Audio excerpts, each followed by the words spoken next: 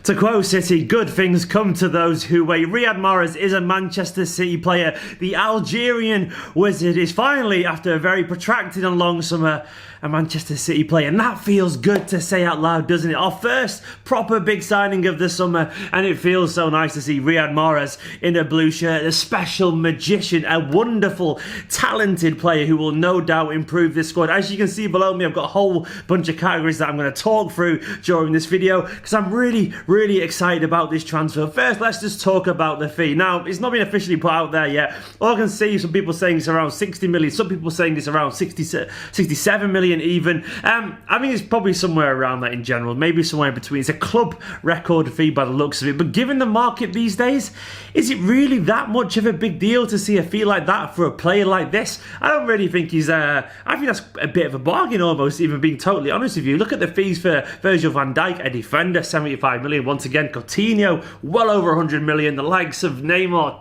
200 or something stupid like that. Who knows what Mbappe will go to when he goes to Real Madrid eventually, and he was nearly 200 million or whatever he was for PSG. Fees are absolutely crazy. You got like 45 million on Alex Oxlade-Chamberlain, and given the fact that he comes with the pedigree of being a PFA Player of the Year, a Premier League winner, a guaranteed goal scorer, a creative wizard, someone who can lock the tightest defences, to me it seems a reasonable fee in this given age. It's probably been mainly kind of settled against the idea of Roberts going to Leicester. That's not confirmed. That's a totally different transfer entirely, but there are some rumours that maybe it's 60 million because it means Roberts will go for cheaper to Leicester or something like that. Who knows? That's for someone else to worry about. But as far as I'm concerned, the fee, it's okay, we're being totally honest. I have no problems with it at all. But let's go on to his actual style of play. Mahrez is a special player. It's almost worth signing for 2 or 3 million extra more just to stop him scoring against us. Mahrez has consistently been a thorn in our side when we play Leicester. He's just blessed with absolutely magnificent footwork,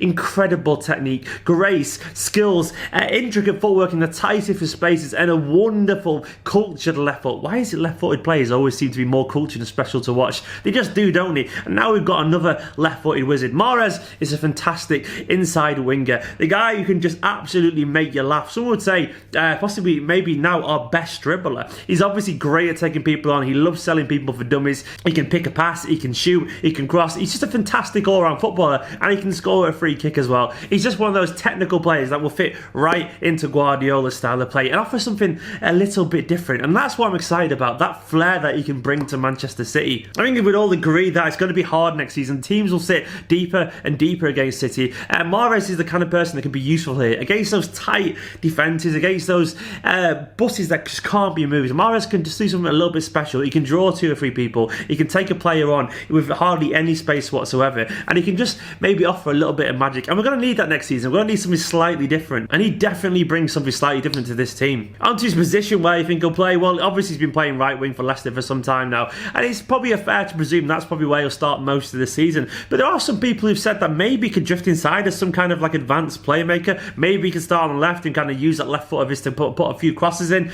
I suspect we will see a little bit of variation in Mahrez once Pep's done his Pep thing and got inside his head, worked out his strengths, his weaknesses, his skill points, and what he can bring out. I think we'll see him kind of drift across the front line in general. Maybe he could convert it into some kind of false nine. He can score goals. It's not likely, but don't be surprised to see Mahrez do things that we haven't seen him do so far at Leicester. I do think, though, in general, he'll challenge alongside the likes of Silva and Sterling and playing out on the right. And that brings me on to the next point. Will he get into the first 11? Now, there's no guarantee he's going to be a starter, and I quite like this. Now, the idea, if we sign someone like Hazard for 150 million, something like that, he has to play every week simply because of his fee. Whereas with Mahrez, he's not going to be in that team immediately because the likes of Sterling and De Bruyne pretty much cost the same, and Bernardo Silva costs a shitload of money as well.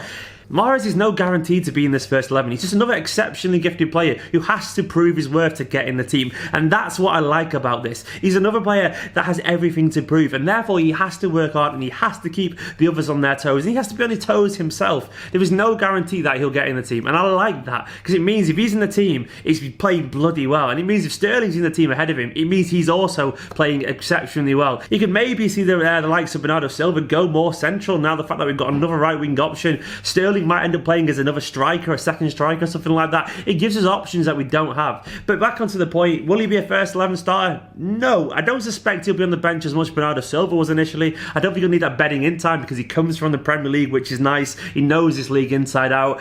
But I still think he'll have to bide his time a little bit, prove his worth though. Given the fact that he's not had a World Cup, given the fact that he's fresh, given the fact that he's ready to go and impress Guardiola, I think he'll be starting our first games this season, and that's quite exciting. It's actually his stats that impress me the most. He's the only player to contribute 10 goals and 10 assists in 2 of the last 3 Premier League seasons. 2015-16, 17 goals, 11 assists. 2017 and 18, 12 goals and 10 assists. And you've got to bear in mind, he's playing in a Leicester team that are nowhere near the quality of Manchester City. And he's getting stats that are up there with Hazard's level, getting stats that are up there with Coutinho's level. He scores goals, he creates goals in a vastly inferior team. You've also got to consider, because he was Leicester's best player, teams were doubling up on Mahrez all the time. They were putting loads of men on him so he had less space with the ball, and he still managed to score goals. Even the likes of Drinkwater in the team alongside him. Jamie Vardy, for all his quality, he's not at City's level. It's just not the same level as Manchester City, yet he was still getting those stats in a team that was a lot more defensive, a lot more direct, and nowhere near as creative as Manchester City was. That says a lot. He scores goals. He's guaranteed to score goals. He's guaranteed an assist. And imagine what he could do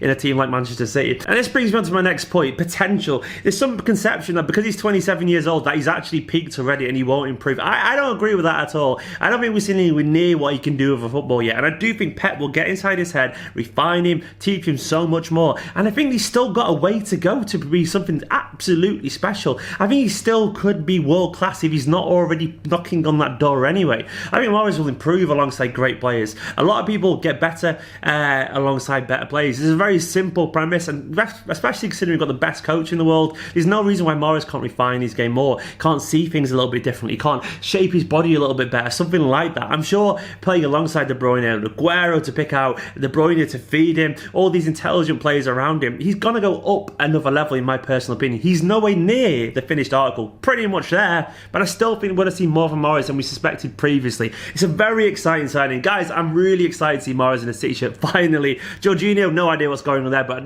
right now, I don't really care. Let me know what you think of this signing. I'm really excited. I'm going to edit this video now and get it up as quick as I can. Hopefully you are watching it now anyway, so thank you for watching. Like this video, subscribe, and I'll see you soon.